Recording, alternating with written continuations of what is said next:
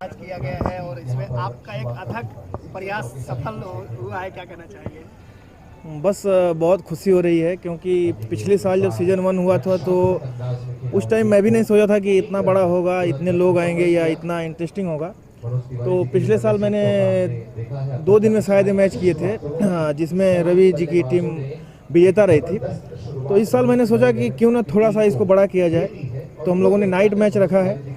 ये 4 दिन का एक भोजपुरी फेस्टिवल इसको कह सकते हैं। और मैं उम्मीद करता हूं कि अगले 5 साल में जो हमारा BIPL है वो IPL के लेवल का होगा। सर, जैसे कि मनोज जी आए तो उन्होंने आपको शुभकामनाएं दी, इतने बड़े पैमाने पर BIPL का आगाज़ किया है आपने, उनके लिए क्या कहना चाहेंगे? खासतौर पर उन्होंने आपको बधाई दी। बस मैं उनका बहुत बहुत धन्यवाद देना चाहता हूं क्योंकि महफिल कितना भी बड़ी हो, महफिल कितनी भी बड़ी हो, अगर उसमें दूल्हा नहीं हो तो मज़ा नहीं आता है। तो BIPL के जो दूल्हे हैं वो हमारे मनोज तिवारी भैया हैं, रवि किशन जी हैं, हमारे बड़े भाई दिनेश लाल यादव हैं। हम उनके भरोसे ही ये सब कर रहे हैं। अगर वो नहीं आएंगे तो इस क्रिकेट तो हर जगह पे खेला जाता है, क्रिकेटर खेलते हैं, बड़े बड़े क्रिकेटर खेलते हैं, लेकिन BIPL में क्या खास है?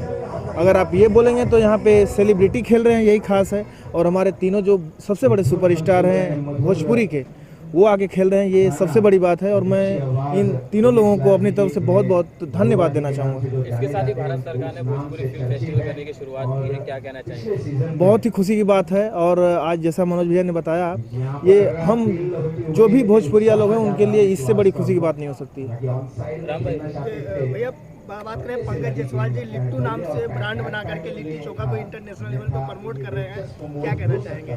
बहुत उनको भी मैं बधाई देना चाहूँगा क्योंकि जैसे मैं BIPL को बड़ा करना चाहता हूँ, वैसे हमारे वो एक तरह से लिट्टी चोखा जो कि हमारे बिहार का, यूपी का मतलब फेवरेट डिश माना जाता है, मुझे भी बहुत पसंद है। तो बहुत मैं शुभकामना देना चाहूँगा कि लिट्टो इतने बड़े पैमाने पे जाए कि पिज़्ज़ा और जो सैंडविच है सब फेल हो जाए। Thank you.